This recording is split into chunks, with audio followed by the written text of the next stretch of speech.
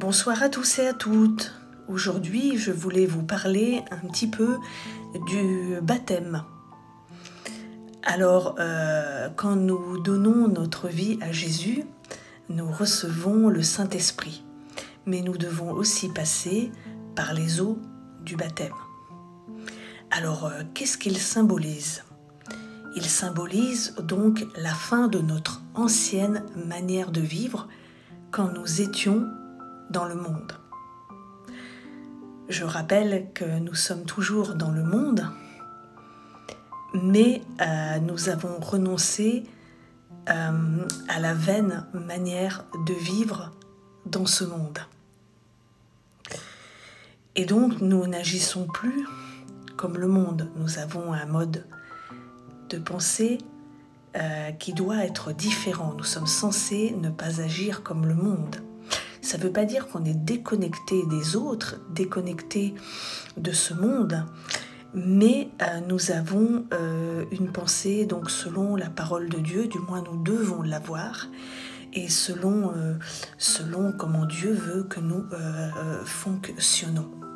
Donc par cela, nous sommes donc différents du mode de pensée des personnes qui n'ont pas encore Jésus dans leur vie, qui n'ont pas encore accepté Jésus comme Sauveur et Seigneur. Alors en plongeant dans les eaux du baptême, si je puis dire, nous ressortons comme une autre personne. C'est comme si par exemple vous étiez sale, pas très propre, vous prenez un bain, vous ressortez propre.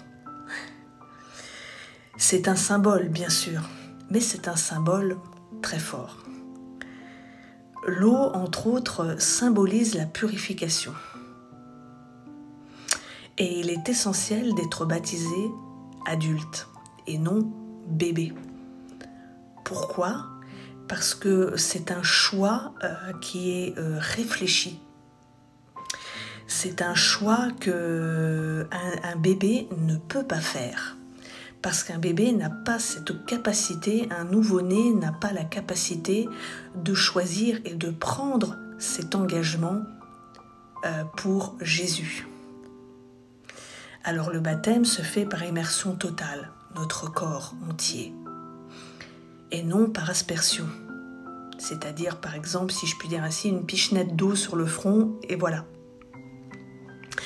Et notons que Jésus s'est fait baptiser donc par immersion. Donc voilà. Attention, je précise bien que seule la foi en Jésus sauve, mais le baptême d'eau ne sauve pas. Quand nous sommes sauvés, c'est-à-dire quand nous avons accepté Jésus comme Sauveur et Seigneur, nous sommes baptisés par l'Esprit. Nous recevons donc le Saint-Esprit de Dieu. Et nous devenons membres de ce que l'on appelle le corps de Christ, qui est l'Église. Alors l'Église, c'est comme une famille constituée de membres formant ce que l'on appelle le corps de Christ. Le corps du Christ fait référence à toute personne qui ont reçu Jésus comme Sauveur et Seigneur. 1 Corinthiens 12, 13 dit « En effet, que nous soyons juifs ou grecs, esclaves ou libres, nous avons tous été baptisés dans un seul esprit pour former un seul corps. Et nous avons tous bu à un seul esprit. » Le baptême d'eau est une représentation symbolique du baptême de l'esprit, ce passage de la mort spirituelle à la vie. Voilà. Bonne soirée à tous et à toutes. À bientôt.